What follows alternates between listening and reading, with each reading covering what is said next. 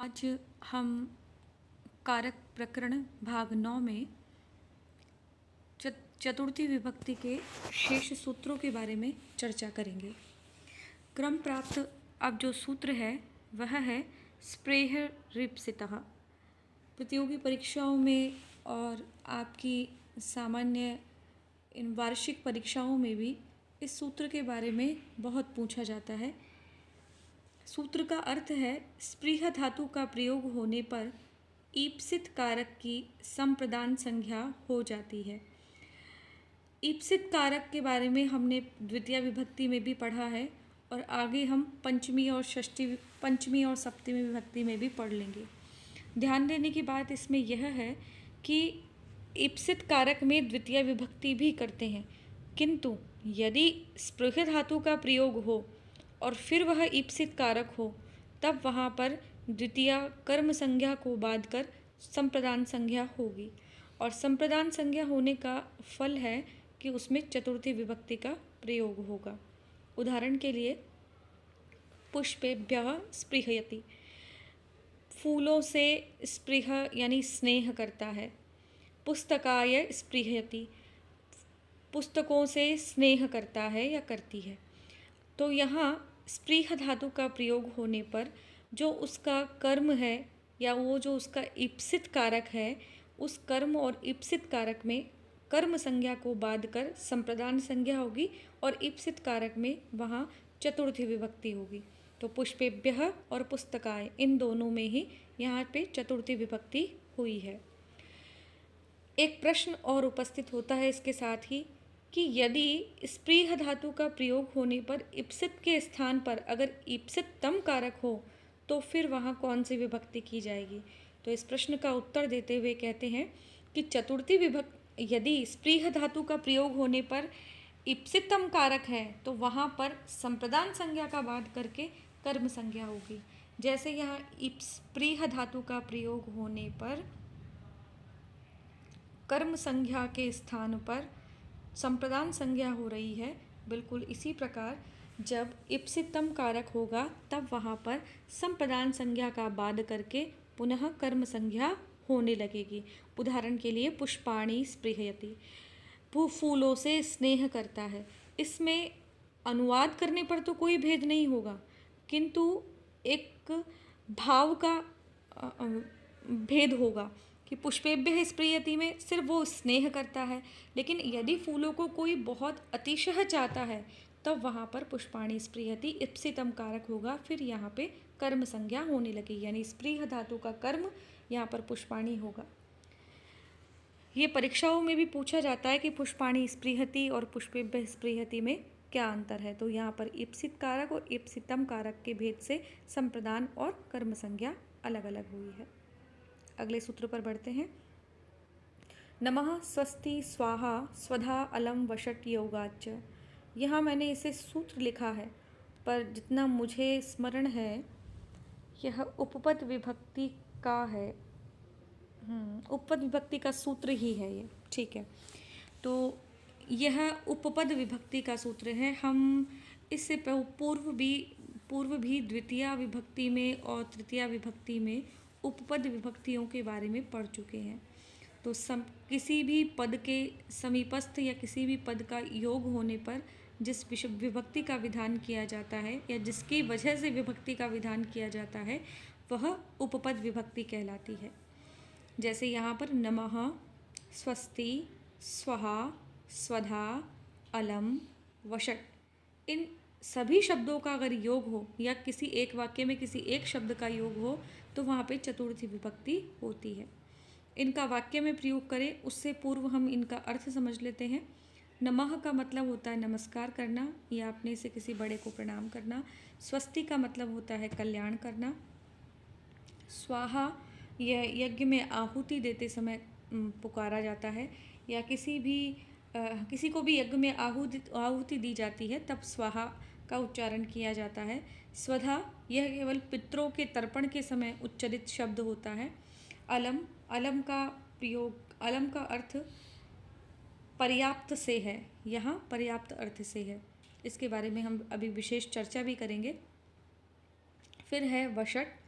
वखट इसे वेदों में वखट से उपकारा जाता है और यह वखट शब्द केवल इंद्र को जब आहुति दी जाती है तब ही उच्चारित किया जाता है। इसके अतिरिक्त इसका प्रयोग और कहीं नहीं किया जाता।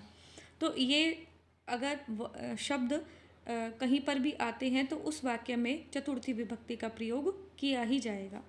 जिसके लिए नमस्कार करना हो, जिसके कल्याण की बात करनी हो, जिनके लिए स्वाहा करके आहुति दी जानी हो, पितरों के लिए जब तर्पण करना हो और अलम का प्रयोग किया जाना हो और वखट का प्रयोग जब इंद्र के लिए किया जाना हो, तब इन सब में चतुर्थी विभक्ति का प्रयोग होगा। उदाहरण के लिए हरये नमः, हरि के लिए नमस्कार है। अग्नये स्वाहा, अग्नि को स्वाहा।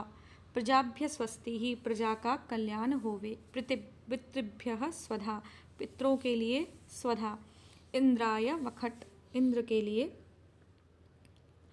अग्नि में आहुति देने के लिए। अब यहाँ पर ये परीक्षाओं में बहुत अधिक पूछा जाता है, बहुत ही अधिक, कि नमः के योग में कौन सी विभक्ति, और फिर इसमें उपपद विभक्ति, कारक विभक्ति जैसे प्रश्न कभी प्रतियोगी परीक्षाओं में और कभी इंटरव्यू साक्षात्कार में भी बहुत पूछे जाते हैं। तो यहाँ पर इस विवाद को भी हम सुलझा देते हैं कि उपपद विभक्ति और कारक विभक्ति क्या होती हैं।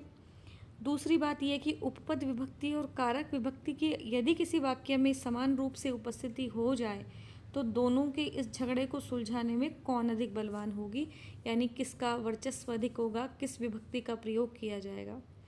जैसे उदाहरण से समझिए इसे, फिर हम बढ़ते हैं आगे। देवान नमस्करोति, देवताओं को नमस्कार करते हैं। अब सीधा प्रश्न यहाँ पर उपस्थित होता है कि अभी अभी हमने पढ़ा कि नमः स्वस्ति स्वाहा स्वधा अलम वखट योगाच, इस सूत्र के अनुसार नमः का प्रयोग जहाँ किया जाएगा वहाँ चतुर्थी विभक्ति होगी। अब नमस्करोति में नमः है और फिर भी देवान में द्वितीय विभक्ति का प्रयोग किया गया है। देवः देवौ देवाः, देवम देवौ देवान, जैसे राम शब्द के रूप चलते हैं, बिल्कुल यहाँ पर देवः शब्द के प्रयोग रूप भी चलाए गए हैं।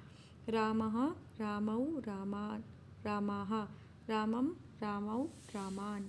तो देवान में द्वितीय विभक्ति का प्रयोग है। तो अब प्रश्न यह है कि नमः के योग में चतुर्थी आनी चाहिए थी, फिर देवान में द्वितीय विभक्ति का प्रयोग कैसे किया गया है। यहाँ पर तो इसका उत्तर देते हैं कि एक होती है उपपद विभक्ति, एक होती है कारक विभक्ति। उपपद विभक्ति तो हमने अभी अभी समझी ही है कि जहाँ कहीं भी किसी शब्द विशेष के कारण किसी विभक्ति का विधान किया जाता है तो वह उपपद विभक्ति होती है। अब यहाँ शब्द विशेष तो है, लेकिन शब्द विशेष के साथ में करोति भी जुड़ा हुआ है। तो जब करोति जुड़ा हुआ है तो यह क्या है, यह क्रियापद है। क्री धातु से लट लकार प्रथम पुरुष एक वचन में करोति शब्द बनता है। तो नमस्करोति पूरा एक शब्द है। अलग से अगर नमः आया होता तब तो यह उपपद विभक्ति का विषय होता, किंतु नमस्करोति में नमः के साथ में एक क्रियापद जुड़ा हुआ है। जब क्रियापद जुड़ा हुआ होगा तब नमस्करोति क्रियापद है, तो क्रियापद का जो कोई भी कर्म होगा उस कर्म में होगी द्वितीय विभक्ति। अब झगड़ा दोनों में बराबर है, यहाँ हमने निष्कर्ष निकाल के द्वितीय विभक्ति कर दी है। किंतु अगर ऐसा सोचा जाए कि यहाँ पर क्रियापद का प्रयोग भी है और नमः भी है, तो यहाँ क्या करना चाहिए, क्या कर्म संज्ञा करनी चाहिए अथवा हमको चतुर्थी विभक्ति का प्रयोग करना चाहिए। तब एक नियम है जो इस झगड़े को शांत करता है। इस नियम का नाम है उपपद विभक्ति है कारक विभक्ति बलियसी, जो आप अपनी स्क्रीन पर देख रहे हैं। उपपद विभक्ति से विभक्ति से कारक विभक्ति ही बलियसी बलवान होती है। उपपद विभक्ति से कारक विभक्ति बलवान होती है। तो दोनों के झगड़ों में बलिष्ठ कौन हुई, उपपद विभक्ति से कारक विभक्ति बलवान हुई। तो यहाँ बलवान का हम प्रयोग करेंगे तो नमस्करोति यह क्रियापद है, इस क्रियापद की कर्म संज्ञा हो करके और कर्मणि द्वितीया से देव शब्द के द्वितीय विभक्ति देवान का प्रयोग किया जाएगा।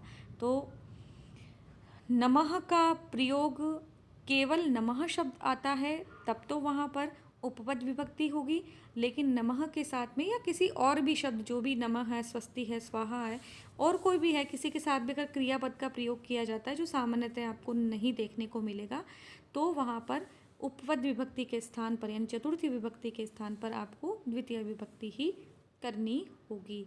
इसी तरह से और उदाहरण भी बनेंगे। ईश्वरान देवान नमस्करोमि, नारायणम नमस्कृत्य। अब देखिए यहाँ पर नमस्कृत्य, जो नमस्कृत्य है वहाँ पे नमः और उसके बाद में क्री धातु और उसके बाद में है ल्यप प्रत्यय।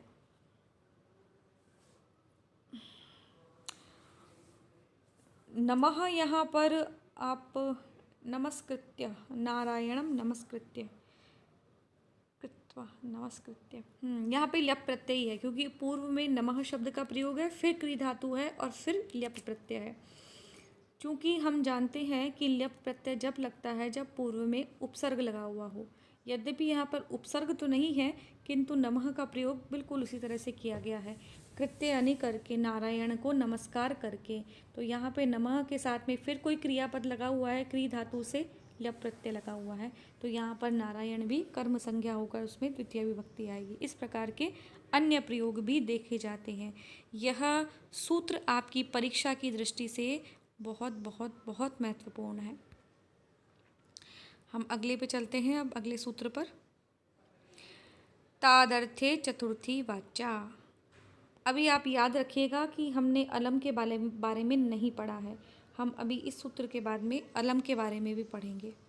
तादर्थे चतुर्थी वाचा। तदर्थ, तद यानी वह, अर्थ यानी अर्थ। अर्थ का मतलब यहाँ पर शब्द के अर्थ से नहीं है, अपितु किसी भी कार्य के फल के रूप में है। अर्थ से तात्पर्य वस्तु से है, और वस्तु का वाचक एक शब्द है, और शब्द के बाद में जो वस्तु आपकी कल्पनाओं में आती है, जो वस्तु आपको दिखती है या साक्षात होती है, वह उसे यहाँ पे अर्थ के लिए लिया जा रहा है। यानी किसी चीज़ के लिए जब कोई काम किया जाता है तो वो तदर्थ कहलाता है। तो उस जो जिसके लिए काम किया जा रहा है, तो वो जो चीज़ है, जो वस्तु है, जो वाचक है उसका, उसमें चतुर्थी विभक्ति होगी।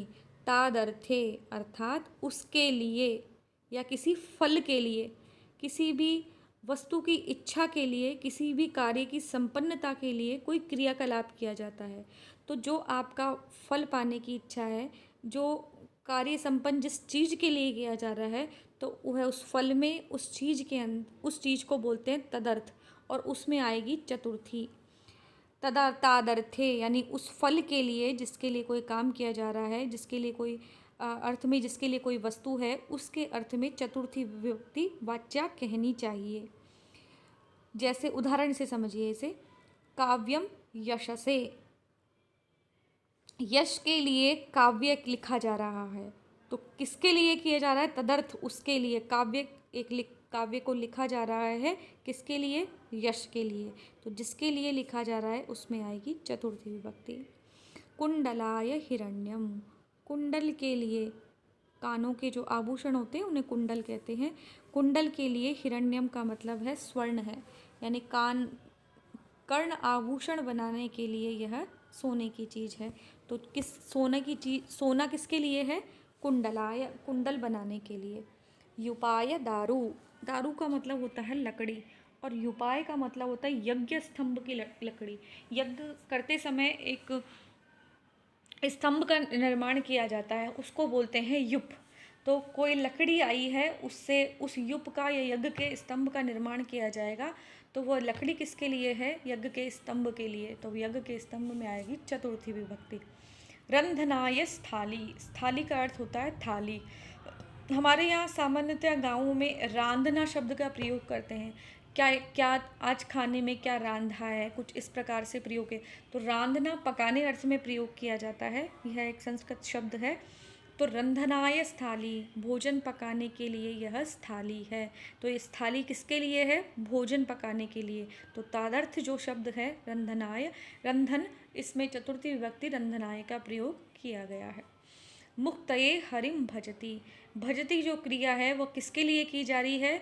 मुक्ति के लिए। तो मुक्ति में आएगी चतुर्थी विभक्ति। अब हम अलम को स्पष्ट करने के लिए एक वार्तिक विशेष रूप से है उसका अवतरण किया गया कौमुदी में। हमने तृतीया विभक्ति में एक नियम के हिसाब से पढ़ा था, उसे यहाँ फिर से भी ले लेंगे कि जब हमको किसी चीज़ का निषेध करना हो तो वहाँ पर अलम शब्द का प्रयोग किया जाता है। जैसे अलम श्रमेण, अब आप श्रम करना बंद कीजिए, अब आप श्रम मत कीजिए। अलम कोलाहलेन, अब कक्षा में या आप कोलाहल करना, शोर करना बंद कीजिए। अलम विवादेन, आप विवाद करना बंद कीजिए। तो अलम के योग में जब निषेध अर्थ कहना हो, निषेध का मतलब मना करना हो किसी चीज़ के लिए, तब हम तृतीया विभक्ति का प्रयोग करते हैं। किंतु इस वार्तिक में क्या बताया गया, साहित्य में प्रयोग देखा गया कि अलम के योग में केवल तृतीया ही नहीं अपितु चतुर्थी विभक्ति भी हो रही है। लेकिन वह चतुर्थी विभक्ति किस अर्थ में हो रही है उसे बताया गया। अलम इति पर्याप्त्यर्थ ग्रहणम, अलम जो यह है वो पर्याप्त, पर्याप्त का मतलब है समर्थ, इसका और अर्थ है प्रभु, इसका और अर्थ है प्रभु, शक्त, समर्थ या पर्याप्त, ये एक दूसरे के पर्यायवाची हैं। तो इन सभी अर्थों में अगर अलम का प्रयोग हो रहा हो तो वहाँ पर चतुर्थी विभक्ति का प्रयोग करना है। अर्थ फिर से सुन लीजिए, पर्याप्त, प्रभु, शक्त, समर्थ, अगर इन सब का अर्थ, यह सब अर्थ निकल रहे हों अलम के, तो वहाँ पर तृतीया के स्थान पर चतुर्थी विभक्ति का प्रयोग करना है। परीक्षा की दृष्टि से बहुत महत्वपूर्ण है यह सूत्र, क्षमा कीजिएगा, वार्तिक। दैत्येभ्यो हरिरलम, दैत्यों के लिए, जो दानव हैं, जो राक्षस हैं, उनके लिए एकमात्र हरि ही बहुत हैं, समर्थ हैं, उनका संहार करने के लिए एकमात्र हरि ही बहुत है। तो यहाँ पर हरिरलम, इस शब्द से हरि ही पर्याप्त है। पर्याप्त अर्थ का बोध होने पर दैत्य शब्द के अंदर चतुर्थी विभक्ति आई है। दैत्यभ्यो हरि ही प्रभु, दैत्यभ्यो हरि ही शक्तः, तीनों ही उदाहरणों का एक ही अर्थ है कि दैत्यों के लिए हरि ही समर्थ है। और नीचे मैंने आपको बता ही दिया, ये जो निषेधात्मक सूत्र है कि पहले निषेधात्मक अर्थ होने पर तृतीया विभक्ति का प्रयोग किया जाएगा, और जब अर्थ पर्याप्त समर्थ अर्थ होगा तो वहाँ पे चतुर्थी विभक्ति का प्रयोग किया जाएगा। आप इन बातों का ध्यान रखें कि अलम का प्रयोग तृतीया विभक्ति में कब किया जाएगा और चतुर्थी में कब किया जाएगा। आज के लिए इतना ही, अगली कक्षा में फिर मिलते हैं। धन्यवाद।